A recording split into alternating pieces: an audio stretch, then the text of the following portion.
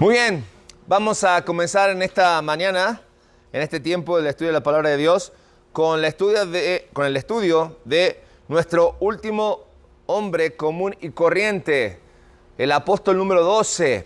Y hoy vamos a estar hablando de un hombre que sí genera en cierta manera ciertos conflictos, que genera en cierta manera cierta controversia, porque fue uno más de los que estuvo al lado de Jesús. Sí, estuvo al lado de Jesús.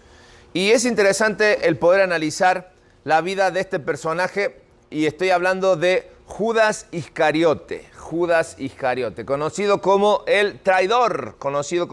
Se ganó este mote por su desempeño, por su desarrollo, por su trato con el maestro. Podríamos decir, el fracaso más colosal de toda la historia de la humanidad.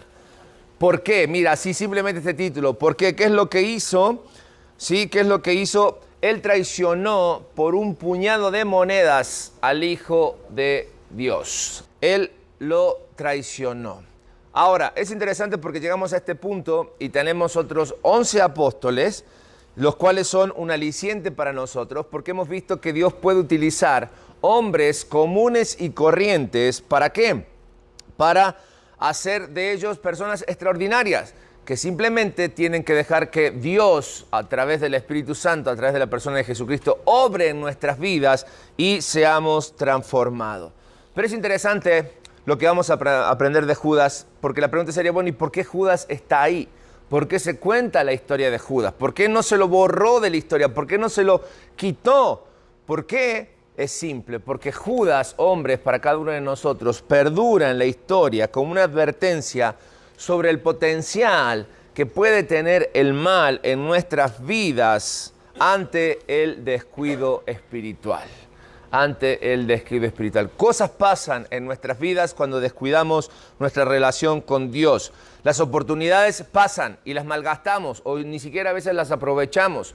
Nos enfrentamos a problemas que no podemos realmente enfrentar, o no podemos luchar contra ellos, y terminamos con dureza en nuestros corazones. Pero ¿quién era este Judas? ¿O quién era Judas? ¿Qué sabemos de Judas? Bueno, la semana pasada vimos el significado del nombre Judas, ¿no? Que viene de la raíz de Judá. ¿Qué era Judá? Es una región, o es una de las tribus de las cuales había grandes promesas.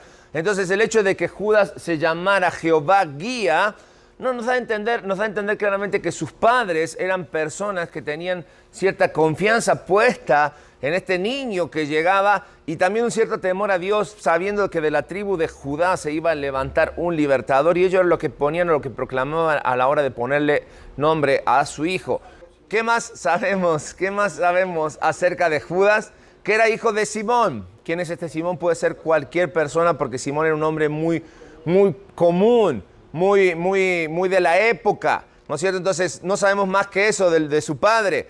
También sabemos que era de Queriot, que esto era al sur de Judea. Era el único de los 12 que no era de la zona de Galilea o de Galilea. Fíjate, interesante. Esto hacía que fuera un personaje muy silencioso y sobre todo muy oscuro. Las pocas veces que aparece Judas hablando, ¿sí? Judas está cuestionando, o muchas veces dando algo que no nos termina de cerrar, con una intención algo oscura en sus palabras. Pero eso lo vamos a ver un poquito más adelante, porque vamos a estar hablando acerca de esto. Pero también Judas, interesante, a diferencia de los demás apóstoles, Judas fue el único apóstol que fue profetizado en el Antiguo Testamento. Sí, sin dar nombres, obviamente, sin poner el nombre de este personaje. En el Salmo 41, versículo 9, la palabra de Dios dice, aún, lo tienen ahí si lo pueden leer conmigo, dice, aún mi mejor amigo, en quien yo confiaba, el que comía conmigo, me ha traicionado. Interesante este concepto dentro de un salmo mesiánico. El escritor de este salmo está hablando acerca de lo que él vivió, pero también está hablando acerca del Mesías y de lo que iba a padecer. Y está diciendo que un buen amigo, alguien cercano a él, lo ha traicionado. Alguien que estaba cerca de él a tal punto que compartían cosas como por ejemplo la comida. Y esto está apuntando, y este salmo se va a volver a repetir en el aposento alto. Cuando Jesús está con los apóstoles, en aquel momento va a hacer referencia a este versículo, pero lo vamos a leer precisamente en los versículos cuando veamos acerca de Judas. También tenemos un par más de versículos si quieren anotar, el Salmo 55, versículos 12 al 14 y Zacarías 11, 12 y 13. Sí, capítulo 11, versículos 12 y 13, hablan acerca de lo que dijimos acerca de la profecía o el profetizar a Judas el traidor. Ahora, Judas definitivamente tuvo un llamado porque estuvo al lado de Jesús. ¿Estamos de acuerdo o no? Él no eligió a Jesús. Incluso vamos a ver que su corazón nunca eligió a Jesús. Sin embargo, Jesús lo escogió. Jesús lo llamó. Y estuvo, mejor dicho, más que escogerlo, lo llamó. Obedeciendo al Padre, quiero simplemente pensar en este tiempo en el que el Hijo, o sea, Jesús va con el Padre a buscar el consejo a la hora de escoger a aquellos 12. Cuando el Padre le da la lista, aparece Judas Iscariote. ¿Qué es lo que habrá pensado Jesús? ¿Sabía quién era Jesús? ¿Sabía Jesús quién era Judas? Claro que sabía. Sin embargo, cuando hablamos de su llamado, no está registrado en la Biblia. No sabemos cómo fue llamado Judas. No sabemos si Judas de repente se sumó a la multitud que lo seguía por algo que vio. Él venía un poco más lejos que los demás, ¿no es cierto? Y de repente cuando Jesús tuvo que elegir entre aquellos seguidores, la lista apareció Judas Iscariote y lo mencionó. Ahora, Jesús lo escogió aún sabiendo que lo iba a traicionar. Aún sabiendo que lo iba a traicionar, Judas fue elegido o escogido por Jesús. Y siguió a Jesús, Judas, pero con una intención egoísta.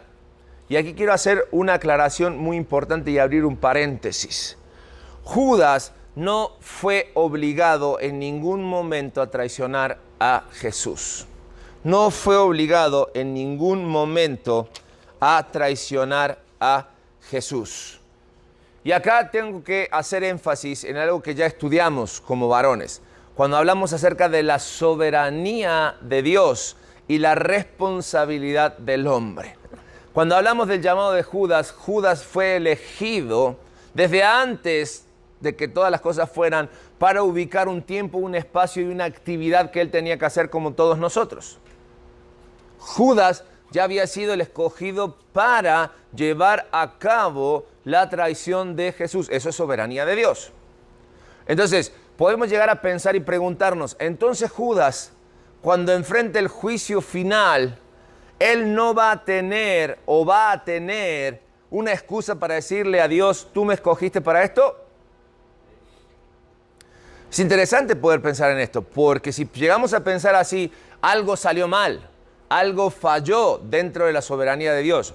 No podemos olvidar que dentro de esa soberanía de Dios, que es el que está por sobre todas las cosas, el que dicta todas las cosas, el que hace todas las cosas, también está la responsabilidad del hombre. El hombre, a sabiendas de lo que tiene que hacer, la mayoría de las veces nos dejamos llevar por nuestro corazón. Y un corazón lejos de Dios, un corazón perdido, sumando la soberanía de Dios, como es lo que está pasando en el caso de Judas, cuando coinciden, sucede lo que tiene que suceder. Muchas veces nos cuestionamos, o muchas veces cuestionamos a Dios en cuanto a esto. Lo que queda claro en cuanto a Judas es que él nunca fue elegido para redención. Su rol ya estaba, en cierta manera podemos decir, diagramado o orquestado desde antes de la fundación del mundo. Él tenía un rol específico en su vida. Pero Judas tampoco podemos decir que fue obligado a hacer lo que hizo, porque nadie obligó a traicionar a Judas, a Jesús, sino que él actuó libremente. Porque tuvo oportunidad de arrepentirse. Una y otra vez tuvo oportunidades. Por lo tanto, no tenemos necesidad, hombres, nosotros hoy en día, de reconciliar el hecho de la traición de Judas con la soberanía de Dios, porque coincidieron como debían de hacerlo en el tiempo que tenía que hacerlo. Es decir, coincidieron divinamente. Divinamente. Judas hizo lo que hizo porque tenía un corazón duro, un corazón perdido. Por lo tanto, concluimos en cuanto al llamado y en cuanto al obrar de Dios en la vida de Judas, que Dios ejecuta todas las cosas conforme al consejo de su propia voluntad. Y esto lo podemos afirmar en Efesios capítulo 1, versículo 11. Nadie le dicta a Dios cómo hacer las cosas, Él las hace por su propia voluntad. Así estaba designado. Por eso dijimos al principio, Judas es una advertencia para cada uno de nosotros. Ahora, ¿cómo fue o cómo le fue a Judas cerca de Jesús, estando cerca de Jesús? Porque Judas estuvo 2 años y un poco más cerca de Jesús, escuchando sus enseñanzas, viviendo con Jesús, viendo sus milagros, viendo su poder. Bueno, déjame decirte una cosa acerca de Judas. Cuando leemos de Judas, Judas nunca ocultó su descontento. Siempre tenía algo que decir en cuanto a lo que los demás hacían. Pero también Judas se convirtió en un experto en la hipocresía. Porque nunca nadie, durante el lapso que estuvo junto, dudó de Judas. Nunca, jamás. Claro, Jesús sabía. Y es interesante porque en cada una de las apariciones que vamos a estar viendo de Judas, Jesús estaba presente y era como para que Jesús los regañara. Y era como para que Jesús le llamara la atención. Y era para que Jesús le dijera cómo tenía que hacer las cosas. Sin embargo, Jesús dejaba que eso fluyera. Cuando nosotros pensamos y vemos en Judas, entonces con Jesús, Judas nos demuestra a través de su actitud, ¿qué cosa? Que no se puede, o que sí se puede, estar cerca de Cristo y aún tener un corazón endurecido por el pecado. A veces pensamos que con ser religioso, ir a la iglesia, venir al estudio, portarnos bien y hacer buenas obras y tener actividades es suficiente. Judas las hizo todas. Es más, hasta de repente yo pensaba y decía, Judas habrá sido encomendado por Jesús con poder para ir a sanar enfermos. Pero como nunca hizo morir la mundanalidad de su vida, todo eso lo tomaba como un plus para seguir adelante con su plan. ¿Y cuál era su plan? El mismo que todos los demás discípulos. Vieron en Jesús la oportunidad para reconquistar el reino que se le había sido quitado, para ocupar un lugar importante cuando fuera su hora. Pero como veían que Jesús no iba más allá, que sus palabras eran palabras de amor, de gracia y misericordia, sí condenaban, pero no agarraba espada, entonces poco a poco iban demostrando cada quien qué había en su corazón. Y Judas nos demuestra que podemos estar cerca de Cristo, pero lejos en nuestros corazones. Entonces, ¿cuáles son las enseñanzas que nosotros tenemos de Judas? ¿Qué nos puede enseñar Judas? ¿Qué nos puede advertir Judas en nuestras vidas? Tenemos 3 pasajes, 3 situaciones interesantes. Juan capítulo 12, versículos 1 al 7. Juan capítulo 12, versículos 1 al 7. Una historia interesante que aparece aquí en el Evangelio de Juan, donde una mujer viene y unge a Jesús, quebrando sobre Jesús un perfume muy caro. Y hay una reacción de Judas porque dice, ese perfume cuesta lo del salario de un año. ¿Por qué mejor no lo vendimos y se lo dimos a los pobres? Pero Juan hace una aclaración, ¿no es cierto? Y dice Juan que lo que había en el corazón de Judas no era realmente ayudar a los pobres, sino que él llevaba las finanzas, él traía el morral del dinero y generalmente, por no decirte siempre, ¿qué hacía Judas? Cobraba impuestos. Cobraba impuestos, no llegaba entero, ¿verdad? Entonces la pregunta en Juan capítulo 12, versículo 1 al 7 es, ¿qué pecado de Judas identificamos claramente allí? ¿Qué aparece como pecado de Judas? La avaricia, el amor desmedido al dinero. Qué interesante, ¿no? Algo había pasado en su vida, alguna necesidad, alguna situación que lo llevó a ser una persona avariciosa. Por eso recordamos, no nos interesa tanto el currículum de Judas, sino lo que Dios podía hacer, en este caso con una persona que está demostrando que en su corazón hay avaricia, ¿no? Pregunto, ¿se acabó el pecado de la avaricia? ¿Ya no existe? ¿Se fue con Judas? ¿No lo dejó? Es un pecado más, uno de los pecados más comunes que el hombre enfrenta. Dentro de los 3 pecados, o de las 3 situaciones que todo hombre tiene que luchar, que tiene que ser el amor del dinero, todo lo que tenga que ver con la sexualidad y todo lo que tenga que ver con el éxito, que son muchas veces lo que el hombre necesita, le digo entre comillas, para apuntalar su vida y que también se transforma en la debilidad del Hijo de Dios. Creo que Judas nos está mostrando el problema del amor al dinero.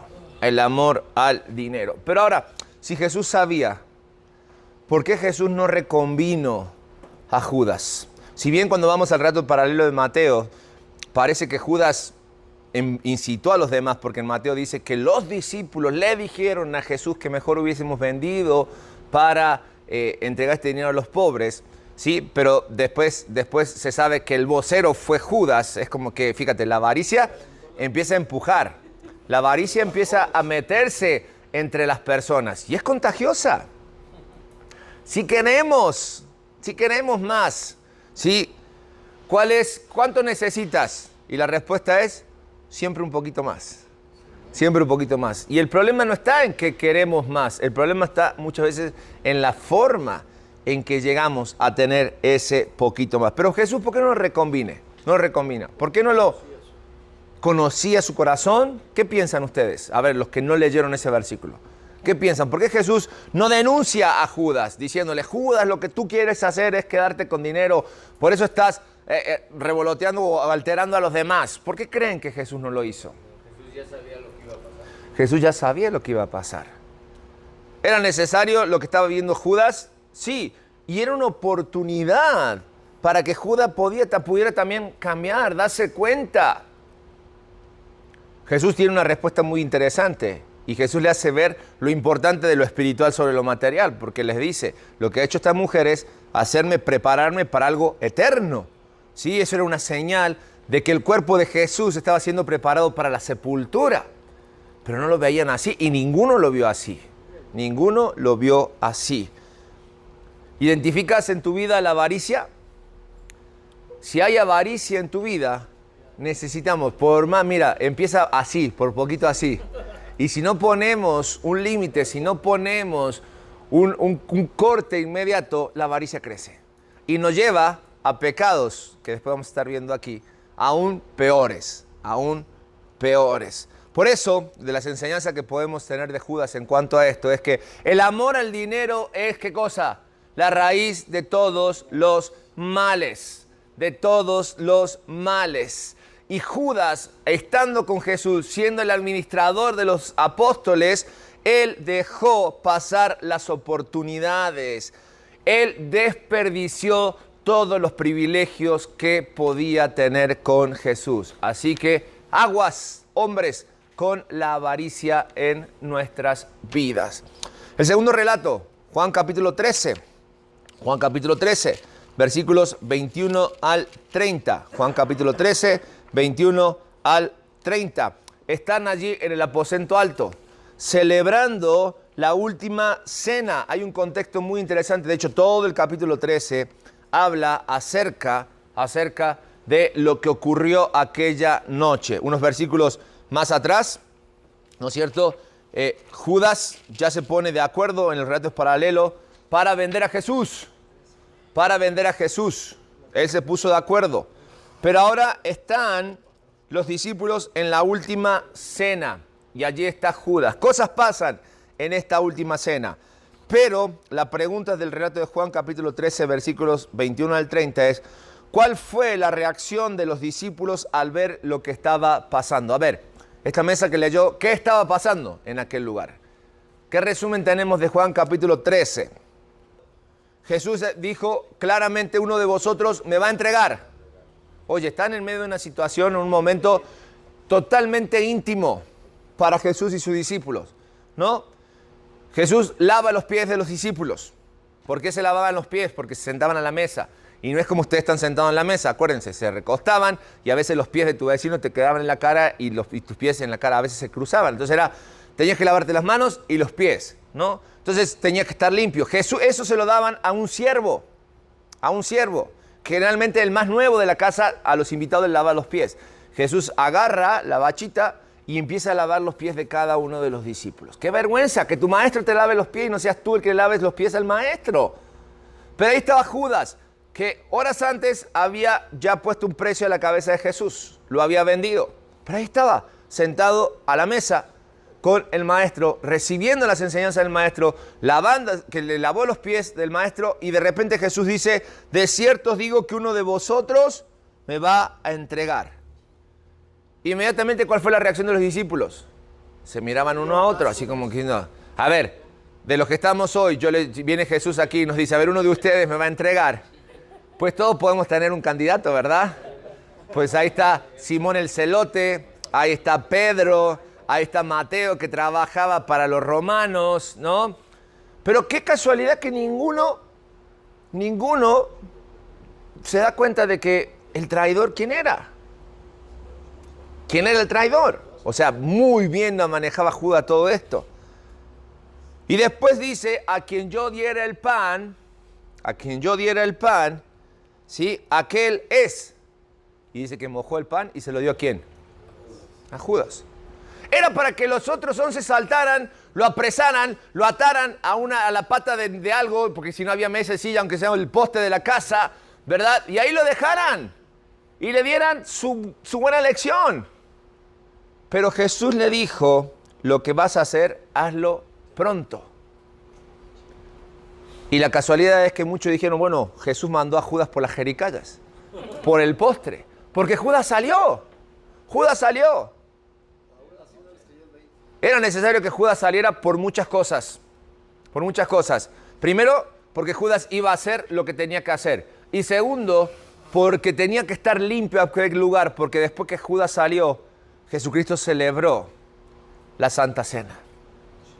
¿Cuál era el pecado que había en Judas si nadie se había dado cuenta de lo que era? La hipocresía. El peor de los pecadores que allí estaban, el mejor de los hipócritas. Así se lo define a Judas. Interesante este concepto de la hipocresía, porque la hipocresía camufla o nos ayuda a camuflarnos muy bien, ¿sí? Somos muy buenos cristianos los domingos. Mejor los miércoles en la mañana cuando venimos a estudiar, o los martes en la noche cuando venimos al grupo de varones. Pero ¿qué de mi día a día, de mi realidad espiritual? La advertencia de Judas era que un bajón espiritual, ¿no es cierto?, o el pecado hace que tú estés lejos espiritualmente de Dios. Aguas. Puedes estar cerca, pero tu corazón puede estar muy lejos. ¿Sabes una cosa de la hipocresía, al igual que la mentira? Te lleva a creerte lo que tú vives. Y a veces vives más de aquel lado, del lado de la mentira y de la hipocresía, que la realidad de la vida. ¿Cuántos no hay dentro de este mundo, incluso dentro de la vida cristiana, que tienen doble vida, doble familias, viven engañando a los demás? Y no estoy hablando simplemente de simples laicos, personas que vienen a la iglesia, personas dentro del cuerpo eclesiástico que tienen responsabilidades, ¿sí?, en el liderazgo de ministerio, en el pastorado. Pero la palabra de Dios dice, al que más se da, más se le exigirá. Sino que hoy, ante la avaricia y ante la hipocresía, es encender las alarmas y ver que en mi vida no esté presente la hipocresía. ¿Es peligroso? Mira, si hay algo que debemos saber de la hipocresía, es que la hipocresía es infructuosa. No te lleva a ningún lado. Sus frutos son frutos de muerte. Sus frutos son frutos del siguiente pecado que vamos a ver a continuación. La hipocresía te lleva a sostener un estilo de vida que seguramente vas a caer en la avaricia, en la ambición, y vas a terminar solo, aislado. Muy bien, y por último, leíamos Marcos capítulo 14, versículos 10, 11, 43, 50 y Mateo 26, 48 al 50, ¿verdad? Y la pregunta es, Judas seguramente planeó esto por semanas, ¿sí? Dijimos, a Judas no es que lo impulsaron, le dijeron, por más que el relato de repente dice allí que el diablo entró en Judas, ¿sí? Esta posesión no habla de otra cosa más de que seguramente el deseo del diablo y el corazón duro de Judas se juntaron. Y lo que tenía que suceder, Jesús le dijo, lo que vas a hacer, hazlo hazlo. No hablamos aquí de una posesión demoníaca en la cual el que se convierte culpable después es el diablo. No. Judas venía con toda la intención de entregar a Jesús, ya había vendido a Jesús, ¿no es cierto? Y lo único que hizo el diablo fue darle el empujón de decir, no te me caigas ahora, porque estamos juntos en esto. Lo que tú vas a hacer es lo que yo quiero hacer desde hace mucho tiempo. Desde hace mucho tiempo. ¿Estamos de acuerdo? Entonces, ¿cuál sería el pecado aquí? ¿Qué es lo que hizo Judas? Traición. Mira, avaricia, hipocresía, traición. Todas están ligadas, todas van de las manos, todas son primas entre sí, son familia entre sí. Entonces, ¿qué ocurre con la traición? ¿Por qué Judas crees, elige la Pascua, la celebración de la Pascua para traicionar a Jesús? Por el sacrificio. Si lo ponemos en un contexto histórico, sí. Pero si buscamos el perfil de una persona traicionera, que tiene que ser una persona cercana, normalmente un traicionero es un cobarde. ¿Por qué eligió? Mucha gente que estaba distraída. ¿Jesús era popular? Muy popular. Algo que no se animaba ni siquiera el Imperio Romano tocar a Jesús era por la revuelta que se podía dar porque los judíos, era tan famoso entre ellos, tan popular que los judíos se podían volver entre ellos y eran muchos para tan pocos. Entonces Judas, como un cobarde traicionero, que son los traicioneros, Judas dice, voy a aprovechar la Pascua. Él buscaba una y otra vez la ocasión, como todos los enemigos de Jesús, y por eso elige la Pascua, simplemente porque un traidor siempre es un cobarde. ¿Y cuál fue la respuesta de Jesús cuando Judas va, arregla todo y ahora le dice, yo sé dónde Jesús va a estar? Porque ¿para cómo lo conocía? Jesús normalmente está a solas con el Padre, va a estar orando y seguramente va a estar solo.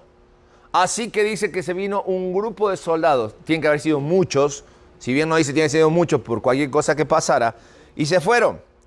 Y se encuentra con Jesús, pero algo interesante pasa en este relato, porque cuando él va llegando, ¿qué ocurre? ¿Qué pasa con Jesús? Dice el relato que Jesús sale al encuentro de Judas, y Judas tenía una contraseña para mostrarle quién era Jesús, y él le dijo al que yo le diera un beso. Sin embargo, Jesús se anticipa, se adelanta.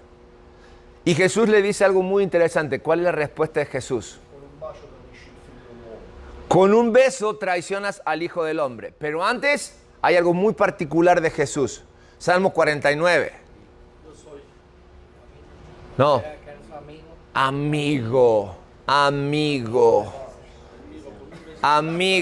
¿Por qué vienes a mí? Amigo. O sea, ¿Jesús sabía? Sí sabía.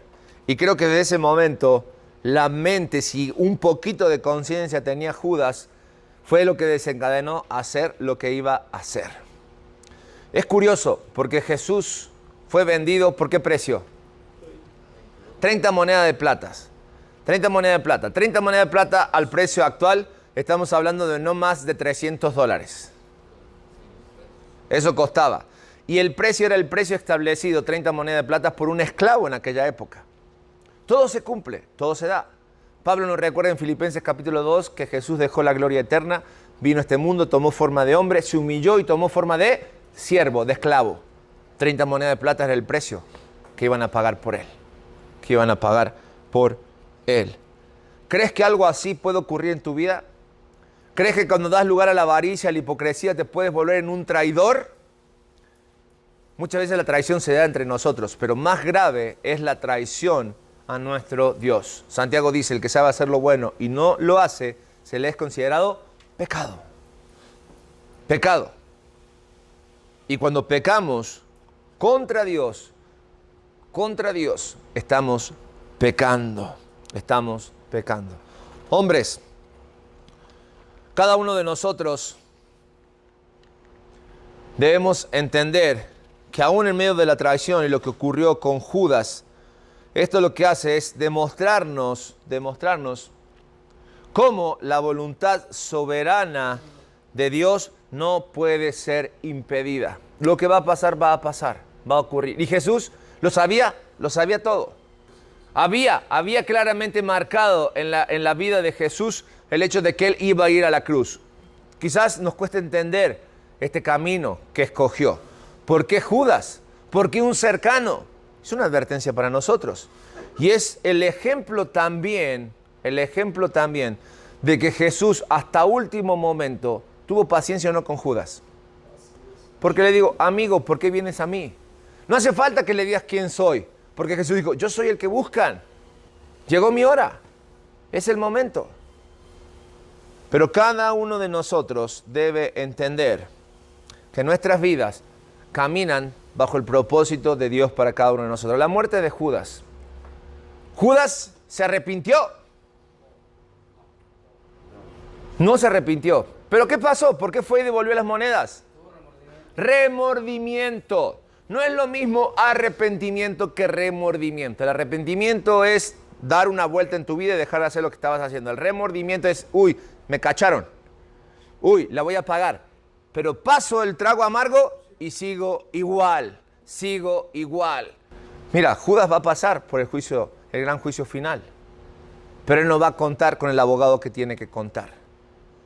Porque para nuestras faltas, para nuestros pecados, arrepentimiento es lo que necesitamos en primer lugar y el perdón de pecados por la sangre preciosa de Cristo en la cruz del Calvario.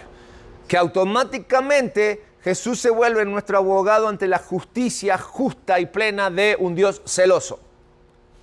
Entonces, problema, Judas, no tienes a Jesús como abogado.